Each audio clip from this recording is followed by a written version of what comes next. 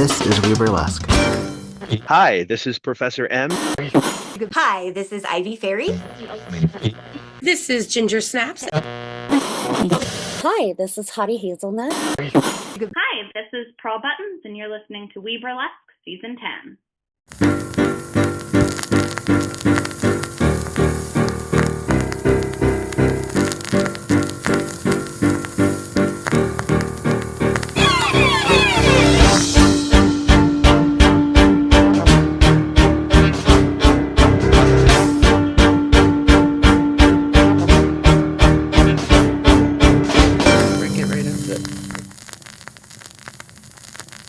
This is WEBurlesque, the podcast, and I am your host, Viktor Devonne, and through the miracle of fiber optics, I get to talk to nightlife individuals in the field of drag, burlesque, and cabaret. And today is no exception. I have on the line Stevie Darkness. Hello, hello. Hi, well, this is something. Now, you messaged me to share your story, and I appreciate that. I feel that a lot of burlesque performers don't take advantage of speaking about what brought them to the stage. It's one of the reasons that this podcast exists. How long have you known that you were both an artist and an entertainer? Long time before I did do drag, I actually did my family's in background of art, so they had fine art and all that. It's mainly fine art, but I was really want to be a become an artist when I was since I was 15 because of Drag Race, Dragula and all that. Yeah, it's pretty much what I was. Officially, it was that I did drag was 2024, June 2024. So that was Okay. 5 months. Yeah. Had you ever dipped into that before? Obviously, for folks who don't know, this is an overseas call. So I'm in North America, and you're in where in Scotland? Currently I'm in Dunfermline, but I'm based in Edinburgh. Edinburgh, okay.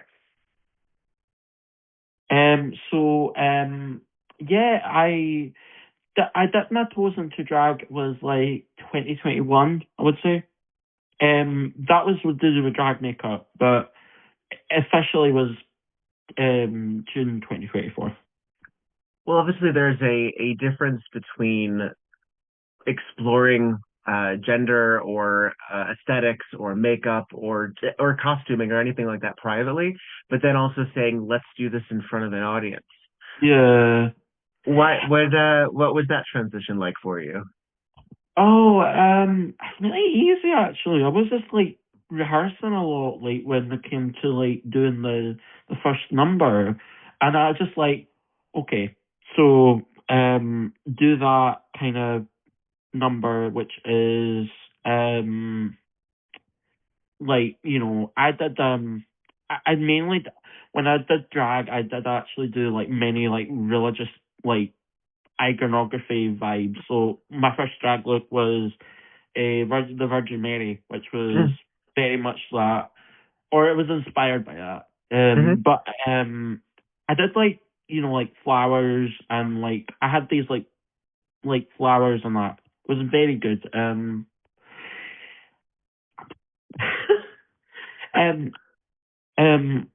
It was much more I was giving flowers to people. I was I had a very traumatic childhood when I was growing up, very much traumatic. And I just went to do this piece that was about death and that, and spiritual death.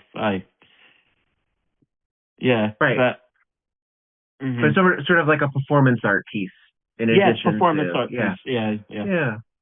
What was the song choice? Do you remember? Kiss Them For Me by Susie and the Banshees. Oh, yes, of course. Love that song. It was my first ever song that I did, but I'm mainly a Kate Bush fan. I love Kate and that. Yeah. The style of Drag Race is obviously so expensive nowadays. I mean, if you go back far enough, you'll see that there's a big transition and a big change in store-bought versus created and then couture and then extravagant, like these Met Gala sort of art pieces a lot of times. Yep. And sometimes that can get I would say prohibitive when it comes to wanting to also self-express yourself. Yeah. So where do you find your sweet spot when it comes to look and style and creation comes? I think look and style, I was very much inspired by people like religious Renaissance paintings, uh, dance wise or like visual wise, it was very much like goth culture, alternative culture, very much that. But also was inspired by like burlesque stuff as well, like the specifically the New York scene in that way in the 90s. It was, yeah, I think that was what I was doing, but it was just I had like more like inspired by like a lot of things. I'm more inspired by a lot of things. If it's pop culture, if it is pop culture, that's what I would do. If it's religious iconography, it's what I was going to do. You know. Yeah, it's mainly things like that. Where does the look come from? Do you have a signature style? I mean, you've seen what I look like. I typically look very similar on my makeup. Yeah. Where does yours draw from? Very much like Amy Winehouse eyes. Like I got more like I'm experimenting a lot with what I'm doing with the signature. Like I don't know what it is, but I'm experimenting a lot with my Amy Winehouse eyes. So I'm doing like like really striking like makeup. I did that quite a while, but I don't know what is my signature because I'm quite more like a chameleonic kind of person when it comes to like my signature style. But I think I found out that I really like color blocking a lot in my drag. Like in my drag, I love color blocking. Whether it's like, for instance, my green look that I did at one of in Edinburgh, I did like color block my whole like face, and I had a green suit on. It was very much that. But I think it's more color blocking. That's that. I don't know what to say other than like color blocking and like Amy Winehouse eyes. Sure. There's a lot of I'm not really sure about the Scottish drag scene, but a lot of American drag, we have a history of pageantry and very female impersonator forward, which of course also exists in the UK. And then we also have sort of this, what a lot of times you would refer to as like a drag thing or a creature or sort of, and then we also have drag kings, and then we have a blend. Where do you find that your presentation lands? Are you going for femininity? Are you going for otherworldly? What's your storyline? My thing is, I go for more basically whatever I want, whether it's drag king, whether it's drag thing, whether it's like drag queen. I don't mind. That's the thing. Like I can chameleon to any sort. I am a trans woman, but I do chameleon to. I think for me, drag is a much more like gender expression when it comes to that. And like gender presentation, because I really don't care about gender presentation when whether it's in my drag or not. It depends on like what I'm feeling that day. So would you say that your private life is less informed by your stage life, and vice versa? I think for me it's more informed. Because I live a very gender non-conforming life. I do wear like masculine clothes a lot, but it depends on like how I think for me, it depends how for me it's about the masculine and the feminine. I really don't care about that. I'm more about like whether do I do this form or not, you know. Mm-hmm. And I think that informed a lot of what my drag is. My drag is very much gender non-conforming. It's very not caring about what style I am in. But would you say that it is that you choose a piece, you choose a direction for each individual act, or do you largely stay androgynous? I usually. That's actually a good piece. It is a good question, actually. I think I usually go for like. So when I'm with my drag children that I have with, or like people that I know, I usually just workshop a lot of pieces that I know. Like, okay, what song do I like? What music do I like? What kind of thing it is? I'm quite mixed when it comes to like what my process is, but I think my process is more like, okay, if I see something that I like, I see something that I like. But if I think of a piece that I think I want to do, that's what I want to do. Mm-hmm. May I ask, how old are you? Are you in your 20s? Yes, 24. 24. There's a lot to take on. I find as a young person and I'm 42, just so we're clear. So I have a substantial, but also what I grew up with, besides being in America, which, you know, has its own baggage, I grew up during the AIDS crisis and during multiple different wars. The language has changed, terminology has changed. Yeah. How queer people and gay people and trans people has all adjusted politically over the years. Can you tell me a little bit about what the Scottish climate is for queer individuals? For me, I think it's really much more like a mixed. We had like, so for instance, during the AIDS crisis in the UK, it was very bad when like I wasn't born then, but I researched a lot when it came to like the AIDS crisis.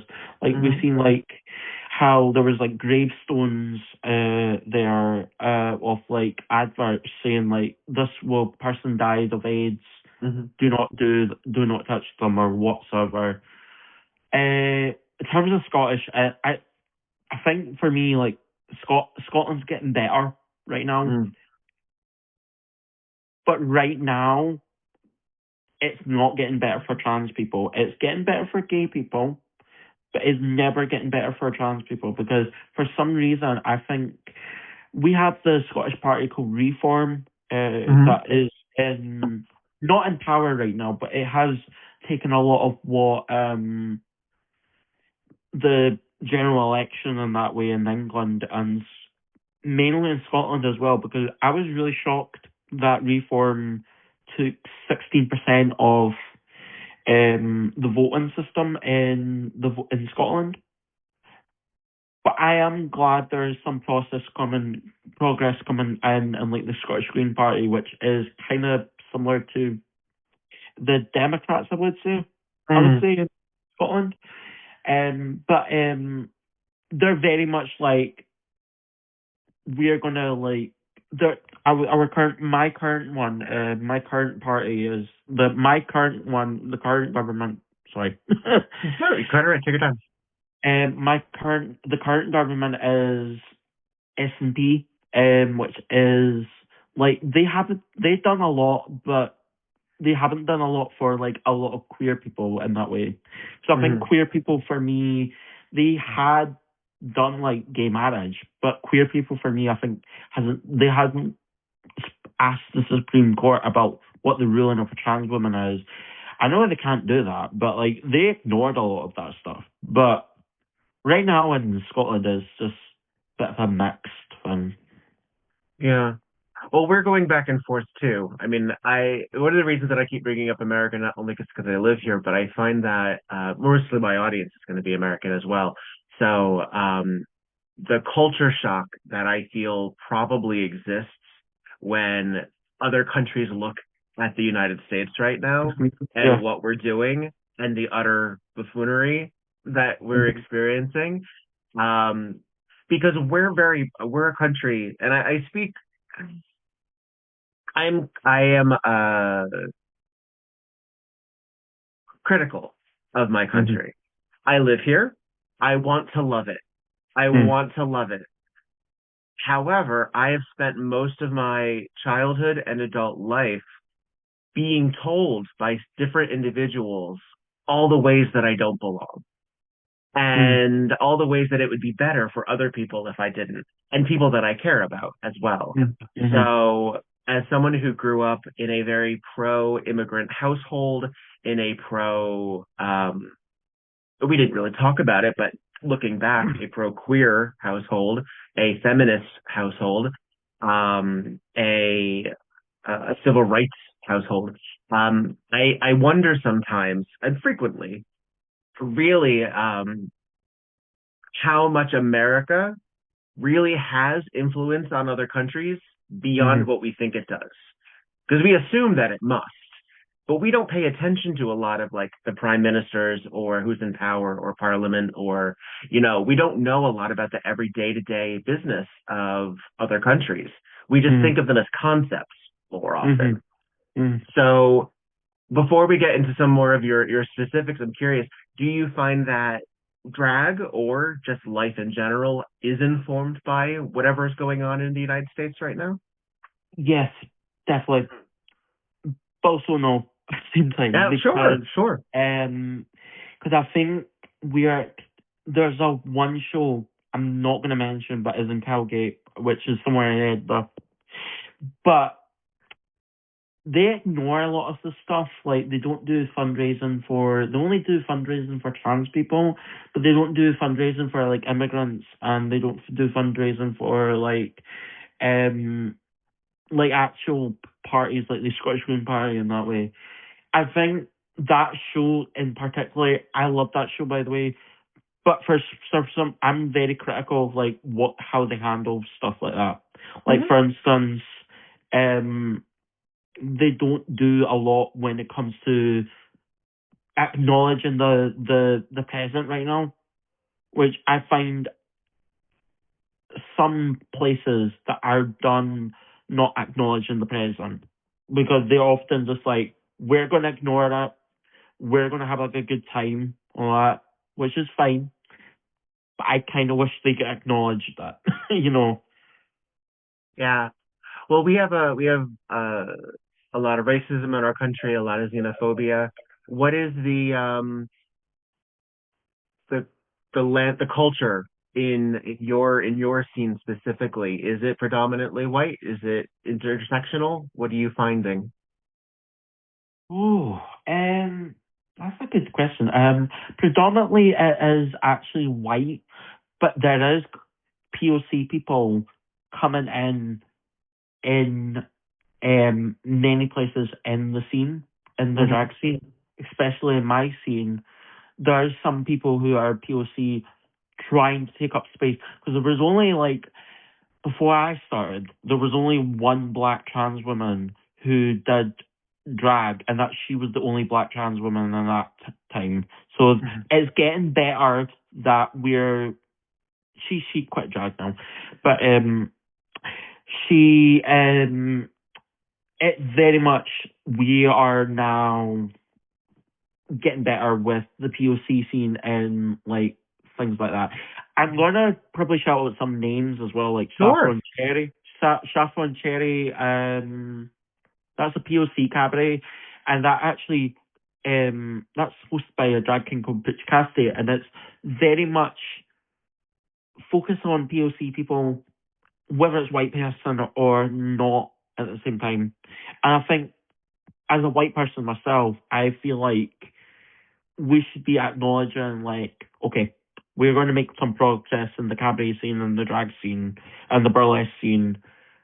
So Yeah, that'll be better. Honestly, I think it's getting better, but it's not as like super better. You know. Yeah, slow steps, unfortunately. Yeah. Yeah. A lot of that is shaped by who's in power. Obviously the people can do what we can, but we have limitations when it comes to what we can do. Yeah.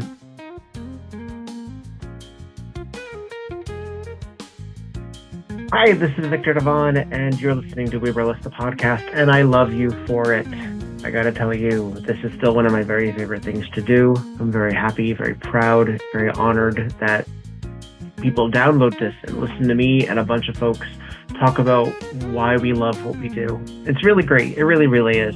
And I want to give a special love to the patrons on patreon.com. Give it up for Melody, Devin, JaCourtney, Clara, Dottie, Charlotte, Luna, Goosey, Roxy, Faye, Tiffany, Chinny, Curly Bright, Oliver, Sebastian, Alex, Bo, and Stormageddon. I had to take a breath there, people.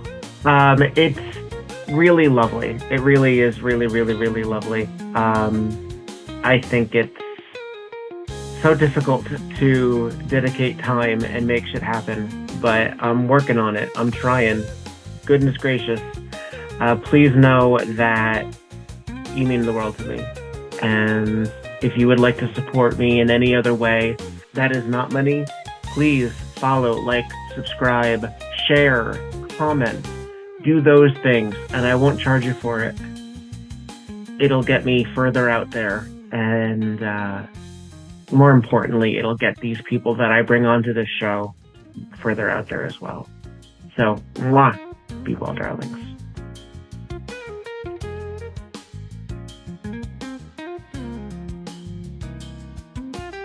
Since I don't know you very well, and most of what I've learned about you has been through your Instagram, you refer to yourself as a trans-disabled deviant, a stereopunk, and that gives me a lot of good buzzwords.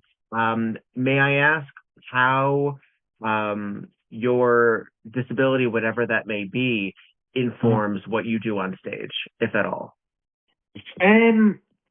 So for me, I was born like a very ill baby when I was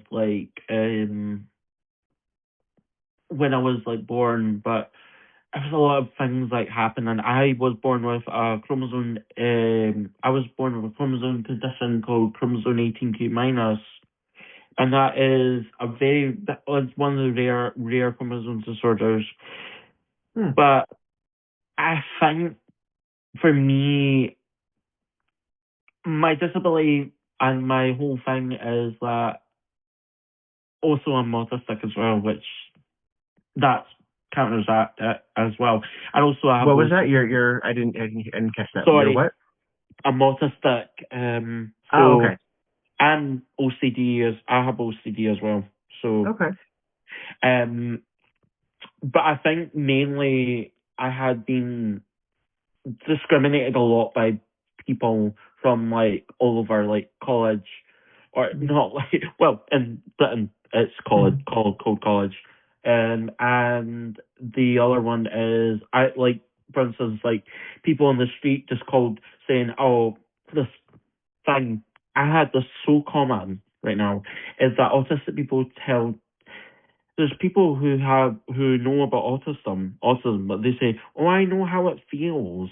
Like, you don't know how it feels, like, to be a disabled person and to that stuff. Because they kept saying that, like, people on the street and that, and like people in bars. And I was just like, you don't know how it feels, like, to be disabled and neurodivergent at the same time. It's crazy. But like, I think for me, for my drag, it's mainly disabled. I actually take up space as a disabled person. That's mainly it. And I think that's one of my themes that I recognize right now is taking up space. Mm-hmm. So much, I think, when it comes to minorities or marginalized people that it is put upon us to sort of be the representation for everyone about those conditions or situations or attributes. And it's such an unfair thing to demand, because sometimes we just want to enjoy ourselves. We just want to have fun. We don't want to talk about who we are or what we are in our art all of the time, particularly since it's also meant to be entertainment. Yeah. So in the scenes that you frequent, in your drag scenes and in the clubs, do you find that there are a lot of politically minded or social conscious acts, or is it also frivolity and escapism? Both. There's one drag queen who's my drag mom, actually. She actually became my drag mom, but Mystica Glamour, who is actually really politically minded when it comes to drag and when it comes to like politics. Like she talks about like Trump and how, you know, things like that. She's very educated, well educated about stuff, and she actually talks to them and talks about that in the shows, like how the world is dark and all that, and we need to have some light in there. I'm actually glad there's her to do that, because honestly, she's really what I like about the drag scene right now. And also there's also another trans woman and a friend of mine as well that is hosted a little trans drag show as well, which helps a lot of people and to do more in that way. But I have not seen a disabled cabaret show or an all disabled drag show or an all disabled cabaret show. There's nothing like that, honestly. I mean, there's only like what I would say disabilities, and that's it. Like in that future Scottish performers, but that's it when it comes to like, and also they're from America as well, which that stuff. We don't have a disabled collective. I mean, we have like neurodivergent people, but we don't have like disabled, like physically disabled collective and that. I would think I've actually never been to Scotland. I've been to Ireland, but I was very young. And a lot of the infrastructure and a lot of the buildings are obviously very old and historic. How is accessibility, generally speaking? Bad. Really bad. Really bad. There's one place that I go to in the Gay Triangle in Edinburgh, is they don't have a ramp. They'll have like downstairs, but it's stairs. It's not ramps for some reason, and that's like that was the same with like every place in Scotland. I think the only one I would say is the Cowgate. That's actually accessible, but it's nearly accessible. But I think the thing is, they go like we have to. I'm thankful that I don't have a wheelchair. Like, because I don't know how people. For me, I think this is why there's not a lot of physically disabled people in the drag scene, is because there's not a lot of accessibility and there's not a lot of like planned opportunities unless you are willing yourself to take yourself to that level. When it comes to accessibility, we obviously have a great deal here, obviously, in the United States that we're also contending with. A lot of it is infrastructure, as I mentioned, but also it is a selfishness in what we want to deal with and how we want to work with other people. Would you say that there is at least, hopefully, a better understanding on how to speak with disabled individuals, or is there still a great deal of verbal discrimination as well? There's a lot of verbal discrimination. I think for me, there's hardly like in Edinburgh. There's hardly what people speak to disabled people. I just remember there was like drag kings and mostly, yeah, I think sorry, mostly disabled people who I speak to say that the accessibility in like everywhere, not just Edinburgh or Glasgow, but there's like Dundee and that.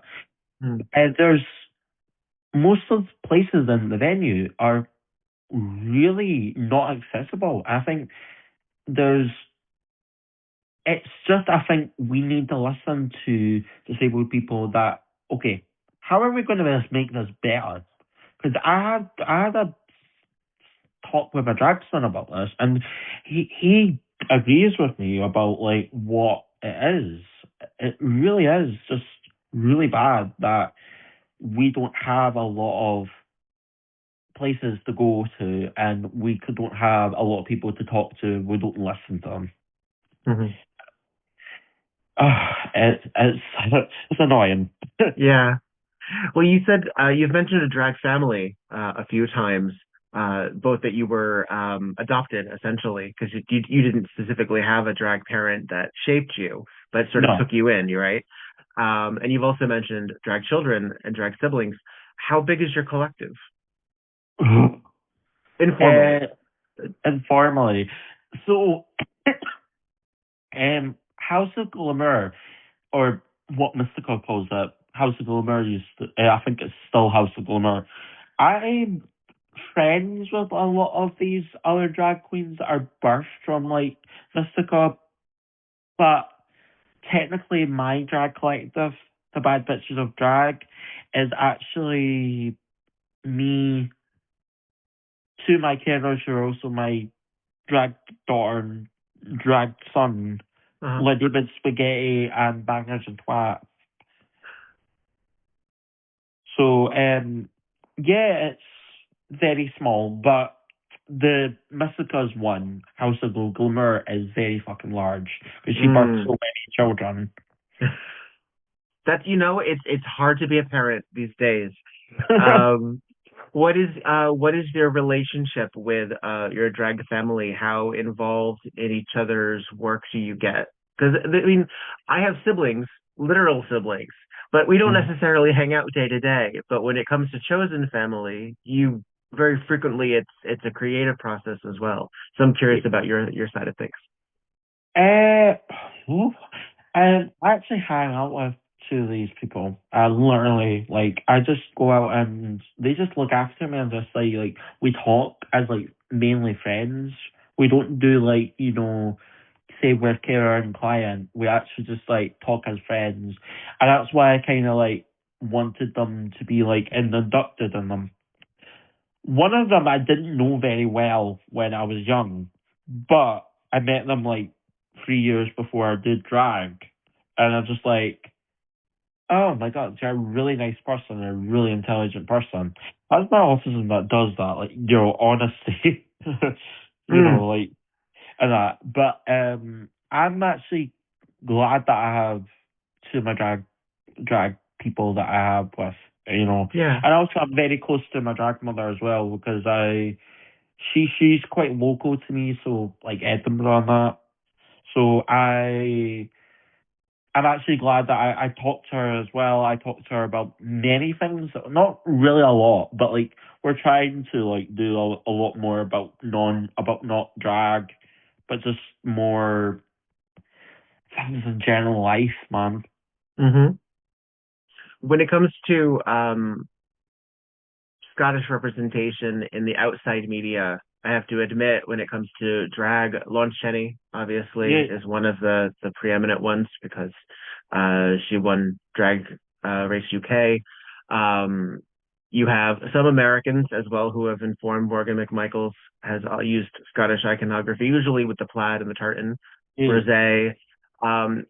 When you're looking at the historical aspect of your country, is that depicted fairly frequently in drag, or is that sort of an American nationalist sort of thing? I think it's I think it's mainly in the American nationalist thing, because I think a lot of people think that we are technically wear tartans all the time and kilts and that. Like, I really don't understand that. Like, we don't wear kilts. We're wearing. We just think you're like normal people. We think you're like a cult. We just view you all as Brave and Shrek. That's what we know. Yeah, we have a really big problem with that. Largely because we view countries as monoliths, as one big thing, or one little thing. But to be fair, a lot of that's because we're so focused on, besides when we go to war, we don't really pay attention a lot to the Allies, except in very superficial, like the royals kind of way, or things like that. I guess a bit when it comes to scandal, sure. Yeah. Because then you have your we're a big tabloid nation, where we're run by Rupert Murdoch. And how does the politics or pop culture locally? What is Scottish pop culture? Scottish pop culture a lot. Like, we have like Still Game, which is like a sitcom thing. I don't watch it, but one of my friends is very much like, we have to watch it, like Still Game. I didn't watch it, but I think she loves the pop culture references. Like, there's really a lot. There's also other ones like Chewing the Fat, that's pretty popular in Scotland as well, which is very much like a sketch show. It's similar to like Saturday Night Live in that way, but it's not in live. The other ones, I think we don't have a lot of Scottish pop culture. I mean, the references we have is like UK pop culture, so very much like Little Britain vibes like that, and like Come Fly With Me, which all that. And, I think it's very problematic that I think we have like things like that, because it's because of the blackface and like in Little Britain. Because I remember one of the actors had to say sorry because they were dressed up as a big black woman, and like Come Fly With Me as well, which apparently Matt Lucas has not liked. One of the writers have not apologized for portraying a black woman as well. It's very common. It used to be very common in like Britain.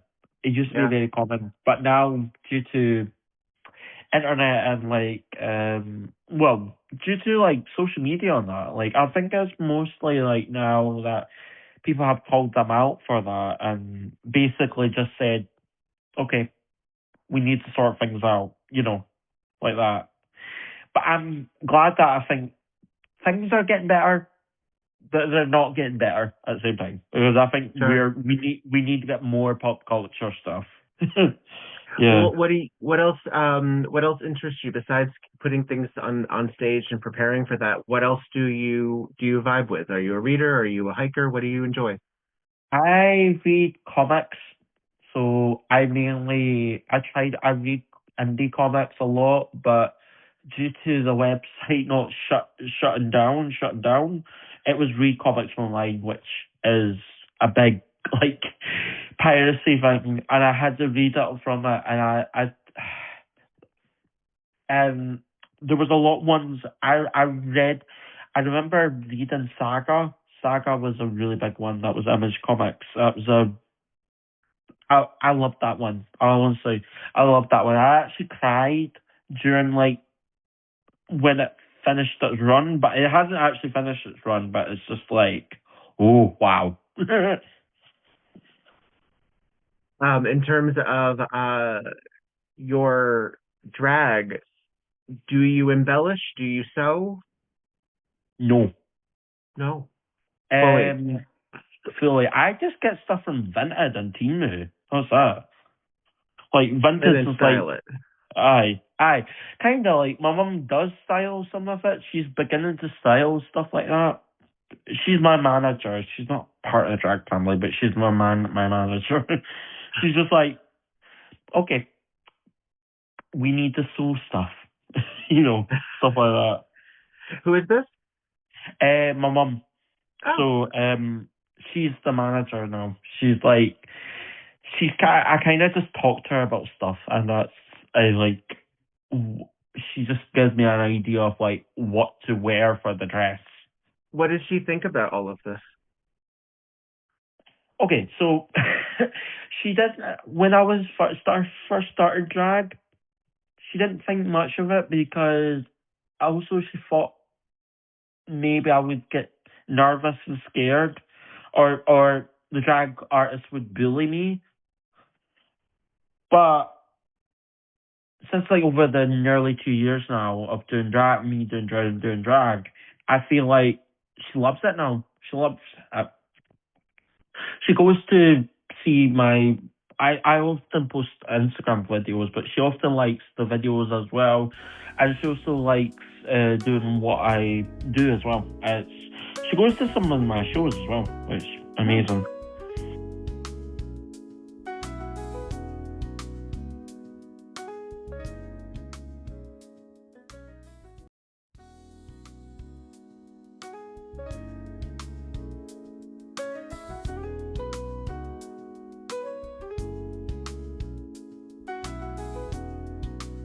Hey, this is Viktor Devonne, and I like socks. I've always been very open about my appreciation for the fabric that goes on my feet, and I want you to enjoy them too. Please go to footclothes.com, look at the variety of fabulous novelty socks that do not suck, and indulge. You can get 10% off now with the name Viktor Devonne as a promo code. That's VIKTORDEVONNE. Put it all together, no spaces, and enjoy.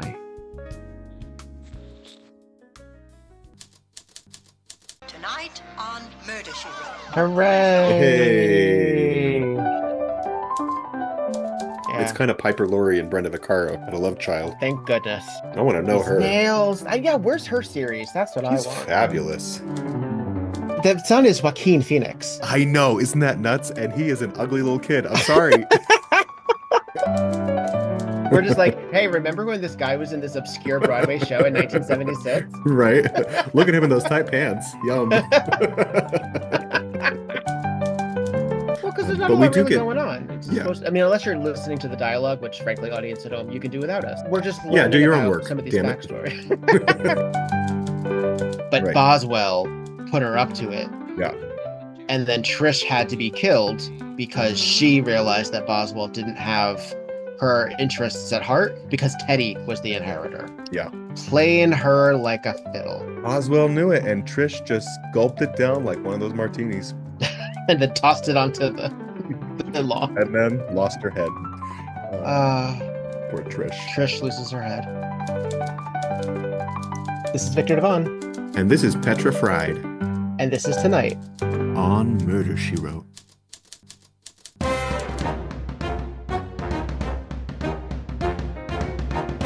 Hello, kitty cats, and welcome to Tales and Tassels, the show where you pounce into the lives of burlesque and nightlife performers, their craft, their cats, and how the two worlds intertwine.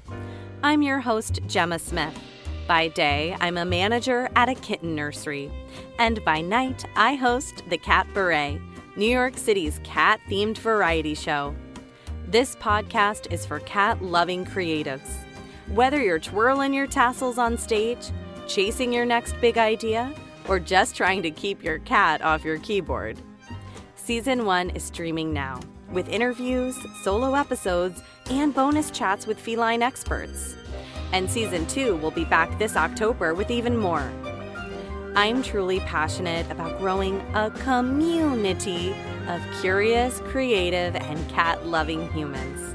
New episodes drop every other Thursday. Be sure to subscribe, follow us on Instagram at Tales and Tassels Pod, and send in your stories or questions to talesandtasselspod@gmail.com. You might just hear them in a future episode. Thanks for listening. I'm so glad you're here. take care, and until next time, kitty cats.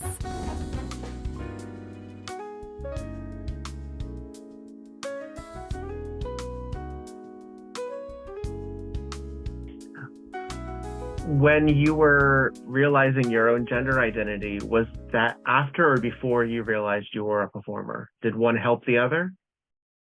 One helped the other. I think they did. Because I was more like non-binary at that time. I was just discovering my gender at that time, and I feel like it's more like, okay, I have discovered my gender identity because I was exploring drag to see if non-binary fits me. But after doing like a couple doing drag, I feel like, oh, I'm a trans woman now. I'm a woman. You know, I feel like that's that fits me now. You know. Yeah. We're in the States, obviously, trans performers have been weaponized, trans people across the country, and I'm in Southern California, and we're told that we're one of the more progressive states, but we have a lot of legislation that crumbles, and we're at a very scary intersection right now when it comes to how our governor is going to be or anything like that. When you were, but we do have a lot of, I guess, influence across the country when we learn about other places that are, that have legislation against trans individuals or against queer people or against immigrants or what have you. In terms of Scotland, how unified of a nation is that, where there are pockets of places that are better than others? I think Scotland as a whole, is very progressive. But due to the Supreme Court in the UK has ruled out what is defined a woman, because that they now think it's kind of okay. So it kind of, trans women are now like not seen as women in this country, which is Scotland. Scotland's part of the UK now, and I feel like, well, Scotland has always been part of the UK, but Scotland and the rest of the UK that trans women are not seen as women. We are not seen as people. We're not seen as like, we're literally seen as the fucking like broodmares or whatever, you know. Like, we're seen as like people we can touch, and we can talk about discriminately, openly discriminately, widely discriminately as well. And I think we need to now talk about whether to overrule this Supreme Court law that is actively discriminating against trans women. Do you think that you will get more political as you continue on in your career? Yes.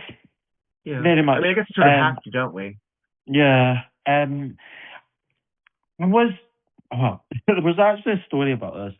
I was actually told I was political, very political, because I actually said I wasn't politically minded because of like what I was doing, but I was told I was very progressive political ways, and I was like, oh, okay, that makes sense, because I do see things on Instagram, and I just like, do I agree with this or disagree with this? And I just like, oh, wow.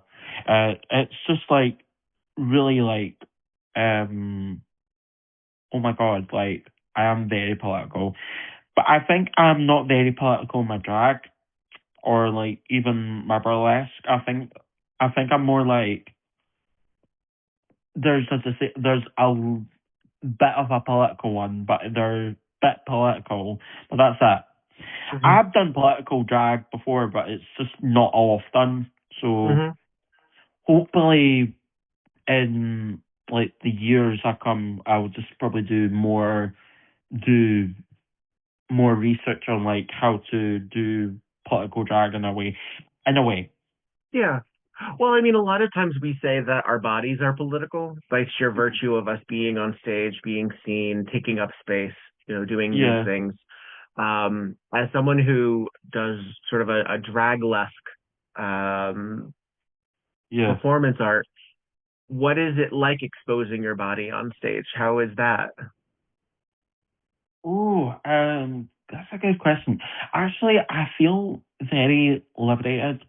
Honestly, I feel very liberated. The first one I did was at CC Bloom's, it's a bar in Edinburgh. Yeah. I actually just took the jacket off and it's just like revealed to be topless in that way. And it's just like, oh my god, I feel fucking liberated. I feel like, wow, this is what I can do now. This is like, I feel liberated, and this is what I can feel like, I can own my body as what I can do. Right. When you're incorporating your work, you have your costumes, you have the music, you have your movements. You are a lip sync artist, right? You do also lip sync? Yeah. What usually comes first for you? When do you hear a song that you generally, or do you look first? What do you find usually comes first for you? Max. It's honestly like I had certain things that I do like often. Like if I do see a song, hear a song, or hear a thing, I usually go like, oh, I like that song. Or the other bit is whether I do I think of a number of like, does this number work? But also then I try to do research of like different genres to find the song that would fit the number. So yeah, there's mainly research in what to do with the song, and there's mainly research of how I do it. But I think I'm more like a mixed person when it comes to my thought process. You said you did your first act was to Siousxie and the Banshees. What other artists do you get drawn to? Kate Bush.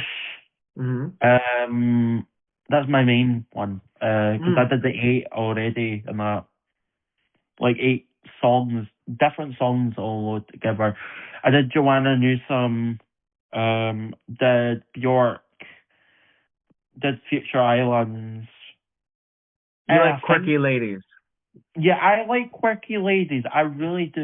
Like, I don't know why, but it's like weird ladies are often like what my thing is. Yeah. Did you grow up with that music? No. I had to like. I grew up with like listening to Pink or like other artists like that. But the first weird lady or first weird artist, she's now commercial now. Lana Del Rey. Honestly, I listened to Lana Del Rey and then I just thought, oh, she's weird. And that's it. That was way before she became way popular. Yeah, we artists adjust over time, so they find the sweet spots and they find the niches that will work for them. But I mean, and hopefully these are artists too that are also learning about themselves. I mean, as Bjork has had, Bjork's probably worked since she was a child, so 30 years or more. So you can see different eras that she has explored. Kate Bush, I don't know. I think a lot of us sort of view her very strictly in a 1980s context, despite the fact that she's worked beyond that. But it's also, I guess, what resonates with the culture, with what's playing on the radio or on TV or on the internet. Well, I think I have a very repertoire of what Kate Bush things are like. I'm actually a Kate Bush evangelist, so I actually like doing, like, seeing that. She actually done that when she was 19 years old. So she actually did it when she was in the 70s, though, like late 77. Like Wuthering Heights. Obviously, that's the most popular song, but she done a lot, like, really amazing stuff during the 80s and 70s. And it's the early 90s as well, but I don't think she's really a 90s diva. I mean, the only time that she did was the Red Shoes. That's it. Done. Yeah. Well, then we had sort of the, at least in the States, we had our, there were crossover. You had your Tori Amos and your Alanis and your Garbage and your Riot Girl, Veruca Salt sort of situation. And then we got really shiny for the millennium. We got your Spice Girls, and we had Spice Girls in the mid 90s too, but we had sort of this sort of pop shine to it. It was less gritty. Yeah. Yeah. Yeah. So I think music for me, I think music in the UK was very different to like the US, because I think punk started in the 70s when it came to like Sex Pistols and all that, and very much that. I think and the art rock and progressive rock that started in the 60s as well, and that's really what it began as. And I think we're very much like toned it down now. We're not really like doing a lot of stuff now. We're actually now like more into a pop phase. So it's similar to you guys, but it's not like we done it very late. Well, a lot of our music is self-referential. So we're doing a lot of throwback stuff. So I mean, if you have I don't know what 2026 sounds like, because 2026 is so informed by the early 2000s, and we've had an 80s vibe for a while again. Like, we have cycles of this. I'm not sure where we're heading, but yeah. Well, there's actually one art rock band that I remember is The Last Dinner Party, and they're very much British in that way. But I don't know if there's any Scottish artists that were really like famous for it in this, things that it not from the past, but from the present and that. In the present, yeah. I mean, I'm a big Garbage fan, so I know Shirley. Is from Glasgow, I want to say. I think so. Yeah. I don't recall, but big fan of Garbage, but yeah.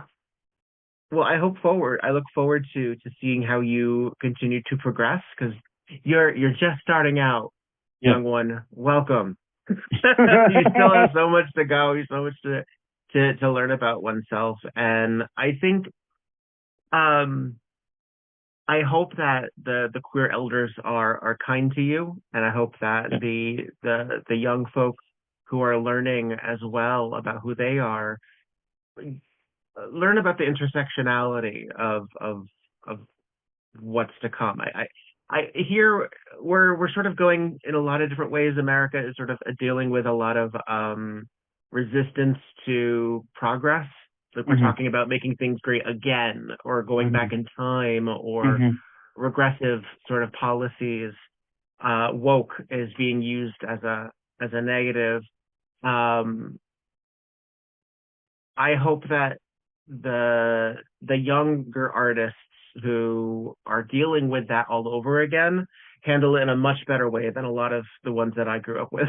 Yeah. Because clearly it didn't stick. We still have a lot of to be an advocate and to be an ally is a present tense.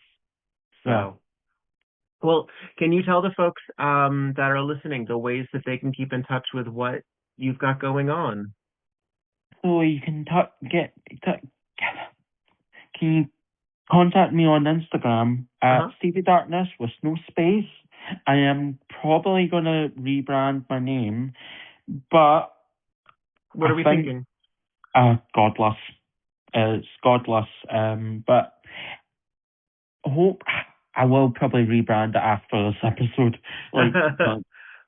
Understood. But yeah, it'll be probably the same thing, Godless as well, which will be, but as to contact me, Stevie Darkness on Instagram.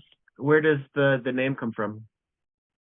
Stevie Nicks and mainly it was Stevie Nicks and Fleetwood Mac. My family's a big name. My family's a really big family, big fan of Fleetwood Mac. Really is. Like, they often love Fleetwood Mac. Did you grow up with like that sort of witchy vibe that you wanted to emulate, dancing in the living room? Twirling? I actually listened to Stevie Nicks when I was actually watching American Horror Story. And that was in Coven era. The Coven era. And that was just like, she just came up and my dad was singing Seven Wonders and was just like, what are you singing? And I was just like, oh my God, I need to listen to it. I was obsessed with Fleetwood Mac completely during my teenage years, honestly. Well, I wish you very good luck, and it's a pleasure to get to know you briefly in this time. I will tag you in all of the things. Do you have anything exciting coming up for the rest of the year? Yes, I have a competition coming up this Saturday, open stage competition. Very nice. Are you a competitive person, or is this your first time? This is my third time. So, and I'm doing a queer cabaret on Sunday as well. And also hopefully doing my own show in July as well. Wow. Producing? Yeah, producing. Wow. Very. Then have a fabulous, fabulous July. Producing is hard, but it is one of my favorite things. So it can be very gratifying if done with care. So you seem like you have a good support system. So yeah. Well, it's lovely to meet you. Thanks for getting in touch. And I don't know when our paths shall meet in person, but is there a common, like a Scottish term for good luck to thee, or have good fortune? I think the main one is just break leg. That's it. Break leg. All right, darling. Well, be well. Oh, by the way, you can follow WEBurlesque at WEBurlesque everywhere on Instagram, and on the socials you can also find us at patreon.com/WEBurlesque. Thank you so much. Bye. Bye. Thank you.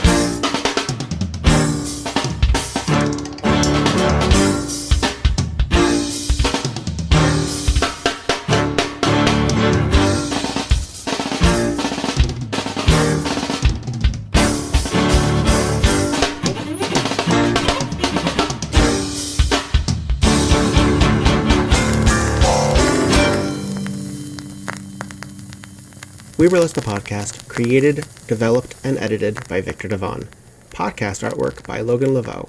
WEBurlesque the podcast cover art photography by Atticus Stevenson. Theme song, On a 45 by This Way to the Egress, used with permission. All incidental music via Pixabay under the expectation of fair use. Please visit WeBurlesquePodcast.com for notes on this and every other episode.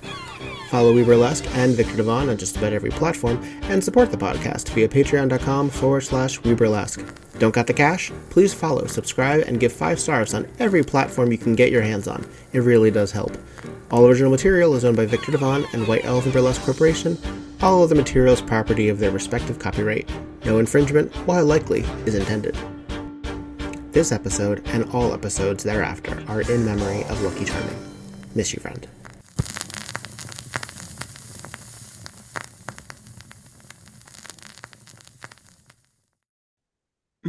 And that's it. Woohoo!